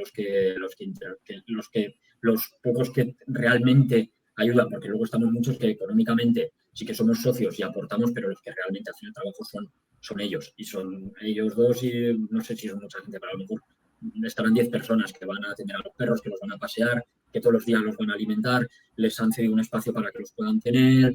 Claro, es una labor totalmente, o sea, por parte de ellos el altruista no cobra ninguno, nadie se lleva ningún dinero, de hecho ponen dinero de su bolsillo para esto, pero son guardianes, entonces poder aportarles a ellos un poquito es una satisfacción. Y luego no solo ha estado este proyecto solidario, han estado 2 o 3 más. Uno también fue de relatos cortos, una antología de relatos cortos que fue para CEDAC, se llama la asociación, que es de la comarca y es para enfermos de Alzheimer y familiares. Entonces, para ellos los beneficios sean para ellos. Y luego otra, que con un grupo variopinto que al final que ha surgido de ellos, que es para ayudar en Gambé, una aldea de Senegal. Hay un hombre de aquí de Caspe que él, de su campo, hizo amistad con senegaleses y se fue con ellos a su pueblo, allá a Senegal. Entonces, lo que vio allí, dijo, yo a esta gente les tengo que ayudar de alguna manera. Y entonces lo que hace es les está arreglando el colegio. El colegio que tienen en Gandé, pues cada año va, con el dinero que consigue recaudar durante el año, va y arregla una parte, pues les ha puesto pavimento, les ha hecho baños, ahora los pupitres, ha llevado un vehículo para el poblado para que puedan desplazarse si tienen alguna emergencia médica o lo que sea a la ciudad. Entonces él va todos los años allí, que es Manuel Herrero, y con él encima hemos generado un grupo con Xavi, con Manuel y con otro que es Ricardo Blázquez, que es poeta, que es músico, que es pintor, o sea, tío, que es un fenómeno, y los 4 quedamos muchas veces, tomamos unas cervezas y nos lo pasamos grande y hemos colaborado los 4 dentro de un proyecto también parado, una BOUNE, que es la asociación, y siempre nos ayudamos con ellos. Ese es un proyecto, pues cada uno pues aportó una parte poética, una parte un poquito más de relato, y ese libro se generó y los beneficios que salieron pues fueron para ayudar a la gente de allí de Gandé. Qué hermosa. Me parece muy gratificante. Es algo que está muy bien, no se busca rédito, no, pues es echar una mano y sentirte bien y equilibrar un poquito esa balanza que hemos hablado antes, que se desequilibra, pues bueno, pues así la vamos equilibrando un poquito. Pues la mejor manera y verlo. Qué hermoso como lo cuentas y qué hermoso también lo que hacéis con estas iniciativas y estas personas. Desde aquí, nuestro aplauso desde el espacio y a vosotros, a Xavi, que no estoy seguro si el Xavi Guimerá, que es amigo tuyo, es el que he entrevistado yo aquí en mi experiencia como escritor. Es posible. Seguro. Si es así, le mando un saludo, lo invito a venir aquí. Invito a venir aquí a las personas que han mencionado. La buena gente aquí tiene las puertas abiertas. A Xavi, si ya lo he entrevistado, pues a pasar por vídeo, que yo me costó a mí también. Yo tuve mi punto, mi parte, mi etapa impostora y no sabía si hacer esto o no hacerlo, y al final me lancé y dije, bueno, pues voy a hacerlo y ya está, que tampoco estoy haciendo daño a nadie y estoy disfrutando también yo de... Porque muchas veces tú lo hablabas y lo hablabas con una sonrisa y lo hablabas con un recuerdo hermoso, y muchas veces no nos damos cuenta nada más que, a ver, ya no solo nosotros, ¿no? Es muchas veces las preguntas, ¿no? Que muchas veces las preguntas, pues, como que un poco frivolizan, ¿no? Oye, y el libro, y el libro es como el resultado, ¿no? Es decir, y tú, que a lo mejor has participado, que corres, ¿qué tal? Que has participado quizás en algunas carreras o en algunos tracks de montaña, o has escrito novelas, el resultado está ahí, pero el camino es muy duro y el camino también hay que disfrutarlo. Y tal y Claro. como tú me lo contabas, tú has disfrutado el camino con la barbacoa, con Xavi, haciendo fotos, Sí. creando, ¿no? Por supuesto hay que disfrutar porque al final, y esto es curioso lo que me pasó cuando presenté Tierra Eterna, yo, o sea, para mí, yo tenía miedo escénico y para mí el llevar a cabo una presentación delante de la gente me suponía una gestión muy, muy difícil porque decía, ostras, esto no sé si voy a ser capaz. Entonces, desde que se materializó Tierra Eterna, yo lo tenía en la cabeza. Y ya cuando la vi físicamente o cuando empecé a tratar con la editorial 3, 4 meses antes de que llegara a puerto, yo decía, esto ya está aquí. Y vamos, o sea, yo la presentación la tuve en la cabeza a diario 1 millón de veces hasta que sucedió. Claro, eh, gente que te decía, tú disfruta del proceso, que te saldrá bien, que tal, pero no tenía dónde agarrarme y decía, ostras, pero es que me genera un desasosiego, me genera una ansiedad que a ver, que si no voy a ser capaz. Total, que al final la cosa fluyó bien, se hizo, salí, pues dije, ostras, ya lo he hecho. Y yo pensaba, yo antes de hacer la presentación pensaba, bueno, en el momento que la tenga voy a tener un subidón de alegría y de felicidad que no va a tener comparación. Va a ser brutal. Pues no fue así, nada más lejos de la realidad. O sea, acabé y al día siguiente pensaba y decía, ostras, me quedé como un poco vacío. Pues es decir, lo que llevo meses y meses y meses pensando, ahora ha llegado al fin. ¿Y ahora qué? Y me quedé con una sensación extrañísima. Sí que conseguí decir, oye, lo he hecho, me doy la enhorabuena, celebro todo esto que he hecho, pero pensaba que la meta, que cuando llegara a la meta iba a ser muchísimo más, más fuerte, más efusivo. Y no fue así. Entonces, cuando dices, coño, lo que tienes que hacer es disfrutar de todo ese camino hasta que has llegado allí. Una vez llegues allí, es que no es una meta, es una parada para lo siguiente. Entonces me reafirma decir, sigue hacia adelante, sigue trabajando en esto, que de verdad es lo que te está aportando las sensaciones, de verdad es lo que me está llevando a tener una vida diferente a la que tenía, de tener un propósito, de estar contento, de estar relajado, de estar tranquilo. Y vamos a seguir trabajando con novelas porque es lo que de verdad me gusta y ¿por qué no? ¿Y por qué no decirlo? Yo aspiro a vivir de ello. O sea, no voy a decir, no, no, no, no, yo aspiro a vivir de mi trabajo como escritor y como novelista. Y ahí es donde tengo puesto el foco y ahí es donde tengo puestas las energías. ¿Cuándo llegará? No lo sé, pero tengo plena confianza en que llegará. Antes o después, no me importa. Y durante llegue ese camino lo voy a disfrutar, porque sé que si llego el momento que lo soy, no va a ser tan bestia como me lo estoy imaginando. Sí. Entonces, la clave es disfrutar de todo. Se nota el espíritu deportivo, el espíritu vital que tienes, ¿eh? Se nota mucho, es decir, que ahí está, claro, y con eso nos tenemos que quedar. Disfrutar del camino, porque cuando crucemos la meta, sí, el subidón te va a pegar, pero los subidones normalmente suelen ser muy efímeros. Y Entonces suelen sube ser... y luego baja. Y baja de la misma manera. Exactamente, sube muy rápido y baja muy rápido. Y tienes que hacer que cuando baje aquí hay que subir otra vez al sitio en el que estás y en el que estás con esa calma. O sea, eso para mí es así. Eso al final es la manera de atravesar o de cualquier problema que tengas en la vida, la escritura, el deporte, todo esto te va a generar unos valores que te van a ayudar en todo lo demás. O sea, todo viene en el mismo saco, en el mismo globo, y por eso es muy bueno ir experimentando por todas esas zonas. Perfecto. Yo, a ver, Ya estamos casi llegando al final, las últimas preguntas de la entrevista, las últimas conversaciones. Entonces, yo no te vas de aquí sin que te pongan un aprieto, ¿vale? Entonces, el aprieto va a ser, tú además escribes poesía. La Sí. poesía, pero claro, relacionada con todo el paisaje, todo ese entorno natural que a ti te rodea, pues yo vería esos tonos verdes si quizás pintáramos una poesía tuya, ¿no? Yo vería en ese paisaje venían los tonos verdes que tú me has contado de la montaña, etcétera. Entonces yo querría que tú nos dejaras, por favor, algunos de tus versos como impronta de tu paso por el espacio.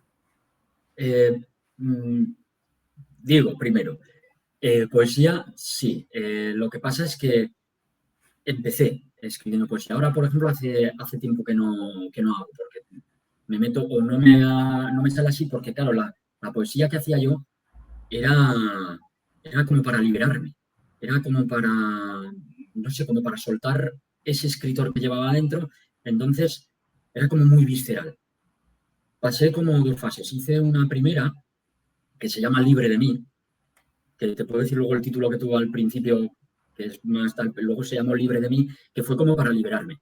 Y era una prosa poética. Está como más larga, no está ajustada, ¿vale? Es diferente. Después de esa, pasé a hacer en abril de 2019, dije, voy a hacer como un diario poético. Es una poesía un poquito más ajustada, pero sin ser una poesía metrada. No, claro, sabía lo que era, pero no lo hacía. Era como una expresión que tenía yo dentro que estaba sacando. Y esa poesía la hice, por ejemplo, durante todo ese mes, lo que me movía cada día, lo que me estaba moviendo, era lo que escribía.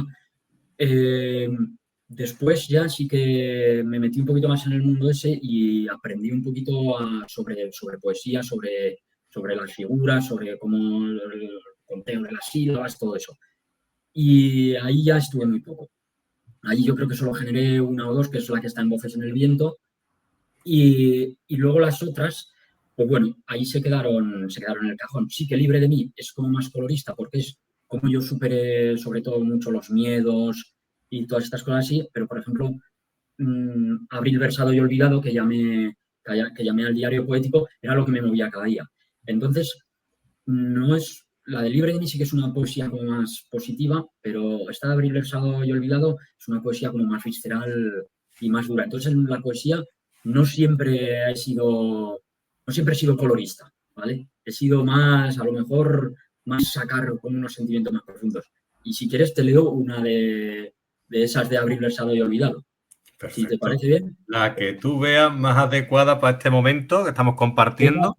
Sí, porque claro, como he hablado de que soy así como muy, ¿no? Soy muy positivo y tal, pues estas poesías eran un poquito menos, Pues pero ya está, tienen pues como, vamos con como, ella. como más fuerza y más garra. Y esta se titula 6-4-19 porque está hecha del día 6 de abril de 2019. Muy bien. En un tren va la esperanza, montada en un vagón de primera. Las ruedas chirrían sin espera. El mundo real queda fuera. Amanece helando los charcos, en un páramo carente de vida. Cuando abro los ojos, miro lejos. Por las ventanas solo hay reflejos. La nieve me devuelve la mirada.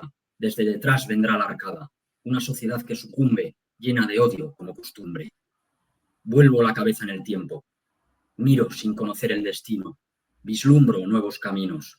Por los raíles oxidados, los andenes están apagados. Esa poesía pues la generé porque ese día hice un viaje en tren a Madrid y me iba a Madrid con unos amigos y recuerdo que esta poesía tomó la forma en mi cabeza pasando debía ser ya por la zona de Guadalajara o por ahí, no sé exactamente, por una parte que hay como unos arbolados, como una dehesa y había nevado, debió haber una ola de frío, algo muy tardana y estaba en toda la zona de los campos, vimos mucha parte que había nieve en la parte alta ya. Entonces, pues ahí surgió esta poesía, por eso están los raíles, por eso está el tren, tal, la parte luego, pues eso, el meterme de yo de mi pueblo con poquita gente que tiene 10.000 habitantes, pero yo no me relaciono ahora con demasiada gente y irme a una ciudad como Madrid, que aquello pues claro, gente la tienes a patadas. Todos esos sentimientos movió y por eso la poesía, o mi poesía es como más visceral y era lo que iba en el momento.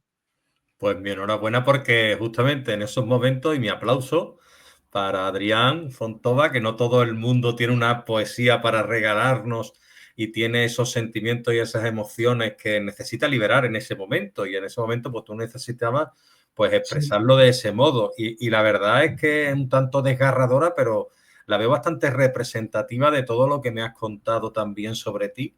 Y a mí me ha gustado mucho la manera en la que la has articulado. Y bueno, es una manera de necesidad de expresarse. sí, Y si en ese momento tú lo sentías así, pues yo estoy de acuerdo contigo en que yo también he hecho viajes y he ido por lugares y parajes que me han sugerido y he escrito. Y he escrito algunas cosas que he dicho. Cuando las he leído al día siguiente digo, esto no tiene sentido ninguno. sí, Pero claro, ¿dónde puede ser, surgió? puede ser. ¿Sabes? No, no, Sí, no, puede ser, que te lo digo de verdad, ¿eh? sí, Digo, a sí, ver, sí, el que claro, lea esto entiendo. dirá, esto es Este que dice surrealista. aquí, este que está Claro, aquí, claro. te está contando, claro. Es que, a ver, muchas veces, claro, la poesía sí es algo muy personal, o escritos que son muy personales, claro, el sentido lo tiene para ti, pero para los demás, claro, si tú se lo puedes explicar al lector, le puedes decir, no, y esto lo generé por esto y por esto. A lo mejor dice, ah, vale, pero bueno, también la magia de la poesía es esa, ¿no? El autor, o creo que la poesía es muy, como muy profunda, como muy del alma, es algo que está allí, que se necesita ser expresado y luego ya para mí, mi admiración a los que hacen poesía metrada y todo eso, porque eso es Sí, dificilísimo, o sea, eso es un arte total, claro, porque querer decir algo, pero encima ajustarlo a unos parámetros y que esté adecuado y que las sílabas y qué tal, que la ritma, que es algo que es difícil, difícil de narices, o sea, es algo que te lleva muchas horas el poder hacer una.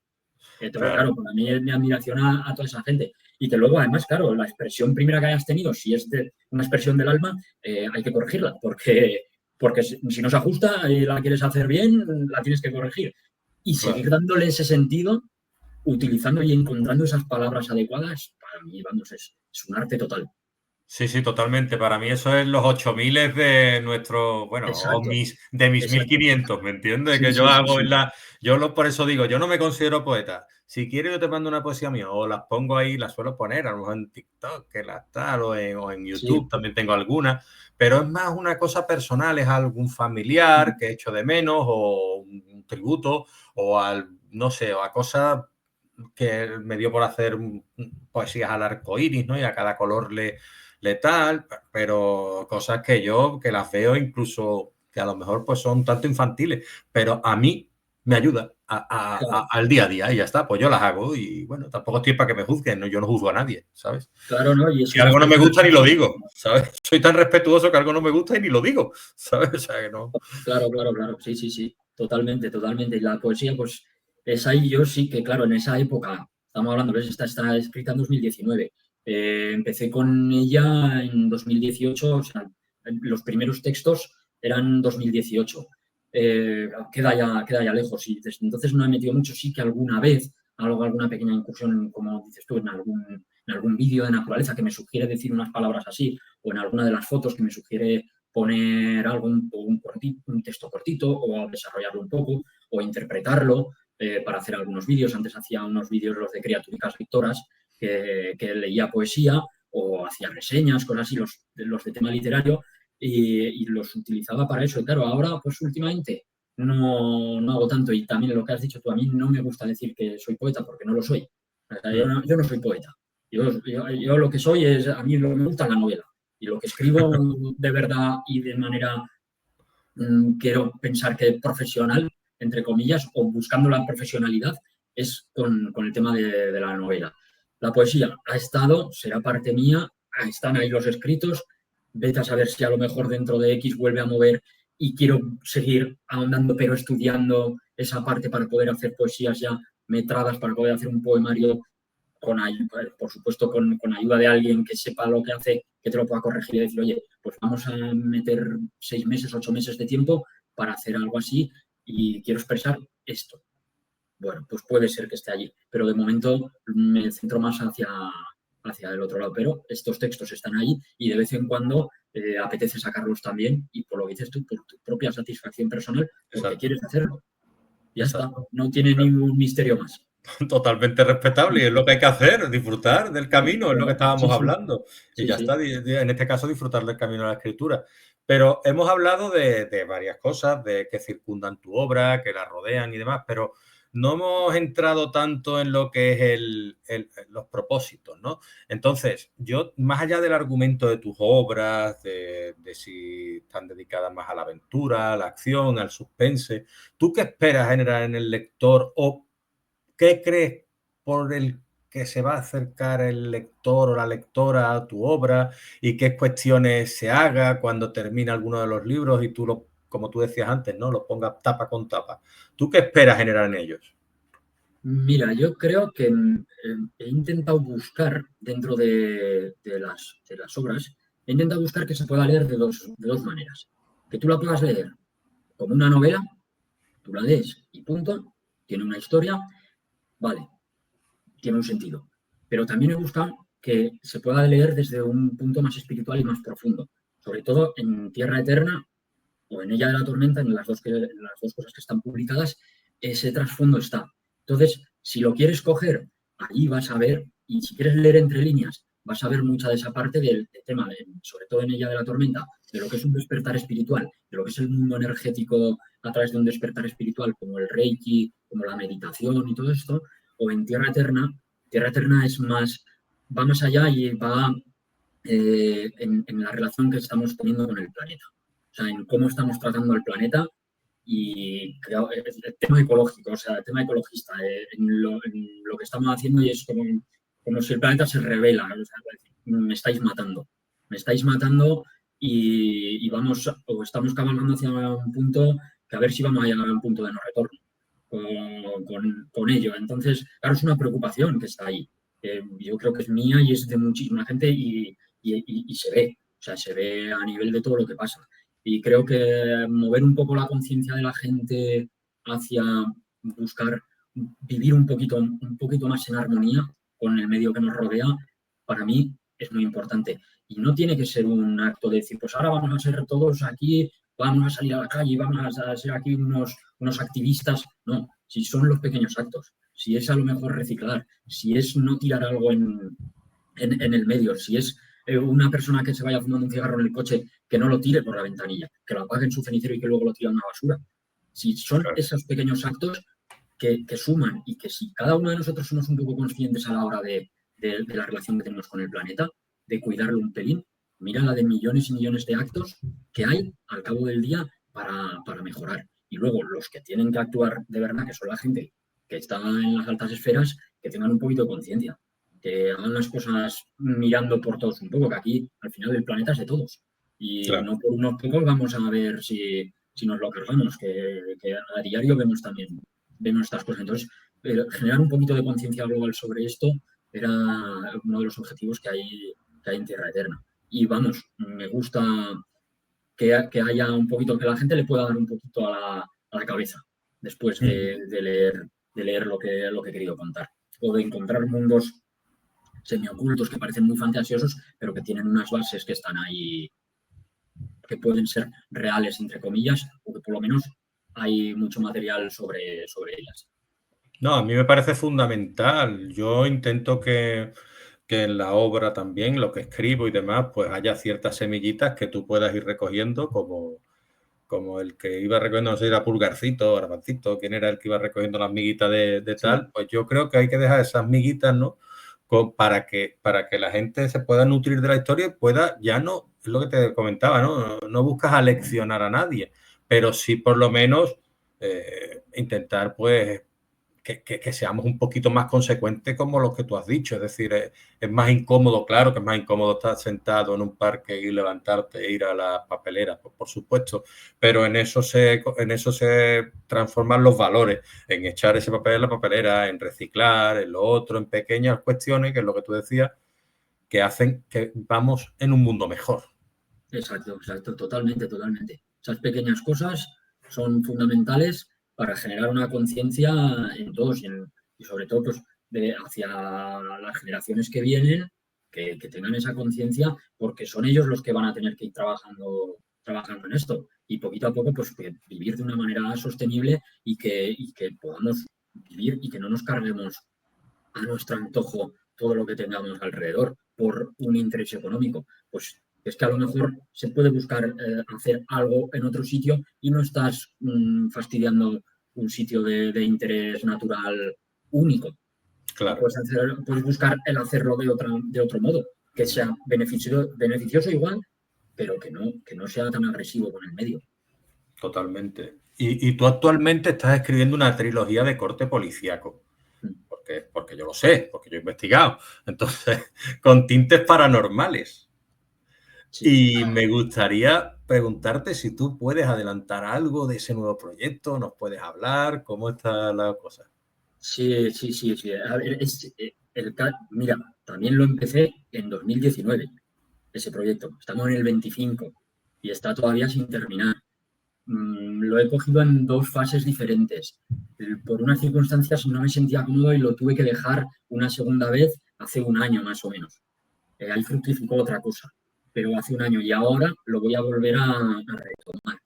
Es un proyecto largo, es un proyecto de momentos literariamente, y hacerlo bien es lo más difícil a lo que me he enfrentado hasta el momento, porque son unos casos que están muy hilados durante muchas páginas, luego hay que mantener la atención como ya hemos hablado, está escrito del mismo modo que he escrito lo demás, pero es que están casos policiales, todo esto, pero también hay esa parte oculta. Claro, y tiene que juntar todo, pero es que es más. O sea, quiero que esto se pueda ver de las dos maneras. Que se pueda ver solo desde el lado policial o que se pueda ver también desde el lado esotérico. Que se pueda explicar de los dos modos. Entonces, claro, el reto es fuerte. ¿Dónde estoy? Estoy hacia el final, o sea, en el meollo, en el momento que me la juego. El que si lo llevo hacia adelante, llevo muchísimo tiempo trabajando y va a ser algo extenso y que yo creo que merecerá la pena, pero si no lo consigo, pues a lo mejor se me quedan en el cajón, no sé las que llevo, igual llevo 800 páginas escritas o de Word o más. Es que no lo sé exactamente, lo veo porque está dividida y no lo tengo no sé exactamente cuánto tiene cada parte. Luego, aparte de lo que está escrito, hay otras 40 o 50 páginas o más de ideas, de guión, de cosas que han ido los personajes, porque luego esto es otra. Hay personajes que yo pienso que van a tener una importancia, que no la tienen, que cambian y están escritos en un guión, pero después casi no han salido, han tomado parte otros que pensaban que iban a estar menos, la historia va evolucionando a su marcha. Es un proyecto largo, es un proyecto difícil, pero en el que voy a volver a recuperar esa ilusión de intentar llevarlo a cabo. Me tengo que volver a leer todo lo que tengo, todo, para volver a conectar con esa historia y volverme a meter en ella e intentar llevarla a buen puerto. Policíaca oscura, con todas las cosas del género y luego con mi propio estilo de narración por diferentes personajes, intentando buscar que haya acción desde el primer momento. Muy bien. Pues ya para ir terminando, también me gustaría preguntarte, cuando decidiste autopublicar Ella de la Tormenta, ¿qué ventajas o libertades has encontrado tú en este modo de publicación? Porque a mí me gusta llamarlo un modo, para mí es una alternativa. Es decir, yo decidí autopublicar mis obras. Podía haber estado a lo mejor 1 año, 2 años buscando editorial y tal, y haberme empecinado que esa era la única manera, pero después me puse a pensarlo y digo, hombre, yo confío en mi producto, yo sé que soy una persona meticulosa y lo que hago lo intento hacer lo mejor posible, al menos, y eso va a llegar al lector, ¿no? Al igual que si nos sentamos aquí y estamos hablando y te pregunto, oye, Adrián, ¿tú te quieres venir aquí? U otra persona me dice, oye, Leo, ¿tú me entrevistarías? Pues porque le gusta lo que está viendo. Entonces, al final, tiene un rollo lo más profesional posible, pero en la autopublicación, claro, tú te tienes que buscar lo que tú hablabas antes, un corrector, tienes que buscar a alguien que te haga la portada o buscarte tú las papas, un maquetador o tú maquetarlas. Hay que ser una persona muy activa, muy proactiva y una persona que tenga muchas inquietudes y que quiera aprender sobre todo e incluso delegar alguna faena y pagar por ellas. Ojo, que aquí, sí. que a mí mis obras, a mí me dice la gente, bueno, ¿y cuánto he vendido? A ver, que yo he perdido dinero, ¿eh? que yo he perdido el mismo dinero que el que le gusta el ciclismo y se ha comprado una bicicleta de 8.000 euros. Sí, totalmente, o sea, totalmente. Entonces tampoco me puedo poner a monetizarlo porque si no, no hago nada. No, sí, por el tema de la autopublicación por dinero, complicado. Entonces Pero cuéntame por tú un favor, poquito sí. cuál ha sido tu experiencia. Yo, pues, Tierra Eterna sí que fue por editorial, pero claro, yo busqué una editorial pues, que me gustase, qué tal y todo eso, entonces ya sabemos cómo funciona este mundo para el Sí. autor novel, está cerrado y eso lo sabemos todos y lo han dicho muchas veces y yo aquí lo confirmo, por lo menos hacia mí. Igual que yo también, sí. Ella de la Tormenta también busqué por parte editorial, tampoco fue, porque claro, Ella de la Tormenta fue después de Tierra Eterna y con Tierra Eterna sí que fui por una editorial de las que te ofrecen como autor novel. Y no me gustó la situación, no me gustó. Entonces decidí no renovar un contrato con ellos por las mismas circunstancias, que todo el mundo también conoce, pues bueno, todo eso pues, me ha pasado a mí Sí. con este tipo de editoriales. Entonces dije, bueno, pues Tierra Eterna, Ella la Tormenta, la muevo y la busco hacia este lado, hacia el lado editorial más tradicional. Bueno, pues no fructificó, no la encontré, la tenía guardada hacía mucho tiempo y al final decía, es que la autoedición, y al final vino a mi mente, o sea, dije, esto tengo que darle salida porque es que la tengo hecha, he contratado ya 2 correctores, he tenido correcciones profesionales, la hemos llevado bien, está para publicar, pero no se puede quedar sin salir. Entonces dije, me voy hacia la autoedición. Xavi, mi amigo Xavi Dimera, que también tiene muchas autopublicadas en el tema de Amazon, sabía que él tiene una mentoría para ayudar a publicar y es que ese día cuando estaba yo planeando esto, salí a hacer una cosa por el centro del pueblo y me lo encontré de cara, sin haber hablado ni nada. Me lo encontré de cara y le dije, Xavi, iba pensando en ti y ya que estamos aquí, hablamos en 20 minutos en la puerta del ayuntamiento, allí formalizamos todo. Y de allí para adelante seguimos. Claro, ¿qué me ha ofrecido? Me ha ofrecido control absoluto sobre mi producto. O sea, al final, la maquetación he tenido que ver, me han mandado diferentes maquetaciones, he elegido la que yo he querido. El tema de portadas, o sea, le dije yo a la diseñadora más o menos cuál era mi idea y ella la mejoró.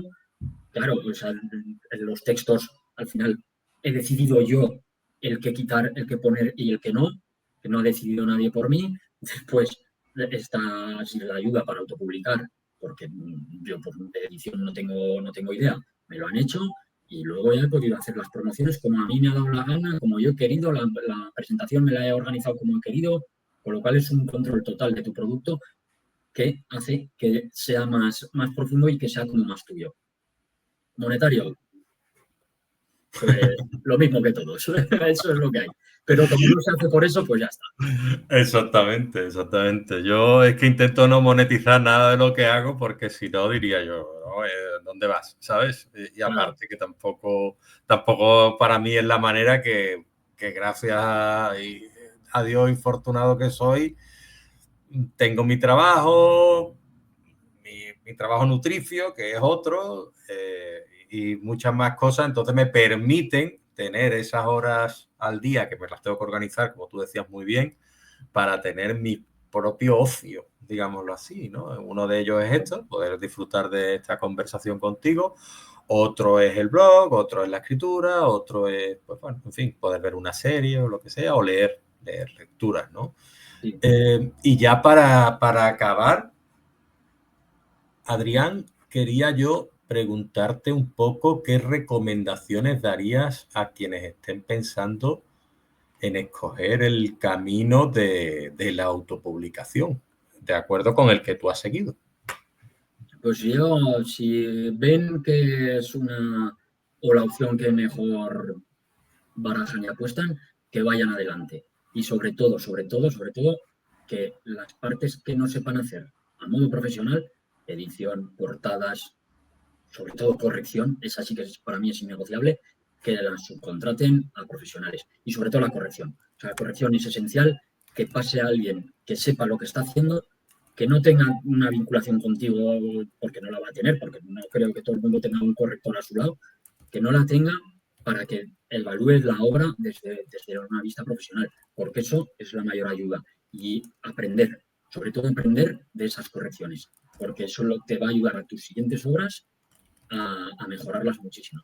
Y esto vamos a aprender durante toda la vida. Esto es lo bonito de este oficio, pero vamos a ir aprendiendo toda la vida. Entonces, coger todas esas enseñanzas que nos puedan ir dando. Y a través de la autoedición hay muchas. Perfecto. Pues Adrián, hemos echado aquí un buen ratito, ¿eh? Sí. Ha estado bien, ¿no? Yo me lo he pasado muy bien y he estado muy, muy tranquilo y demás. Espero que para ti la experiencia haya sido igual de positiva. ¿Qué quieres decir antes de que nos despidamos? Porque desafortunadamente todas estas cositas buenas llegan a su fin. Sí, no, y yo pues por supuesto he estado muy a gusto aquí hablando contigo, Leo. Me encanta que tengáis esta iniciativa de darle cabida a otros autores porque al final es difícil este mundo, es un mundo complicado. Las redes sociales hoy en día son el rápido este de hacer así y por lo menos tener unos espacios donde se pueda charlar sin tiempo, donde nos podamos expresar, donde podamos decir lo que sentimos y que encima pues salga algo interesante para ambas partes. O sea, esto al final siempre es así. Y luego para los que se hayan quedado hasta aquí, pues muchísimas gracias por haber estado y leed, no a mí, no a, pero leed, que al final la lectura abre mucho la mente y es esencial. Pues muchas gracias por este ratito nutritivo y por tus palabras y por haber pasado por aquí. Y nada, que hasta la vista, que te deseo lo mejor y muchos éxitos, tanto profesionales como personales. ¿Vale, Adrián? Muchísimas gracias a ti, Leo. Y un aplauso por todo lo que haces. Así que Muchas gracias. hasta la próxima. A Claro. cuidarse. Hasta Adiós a luego. todos.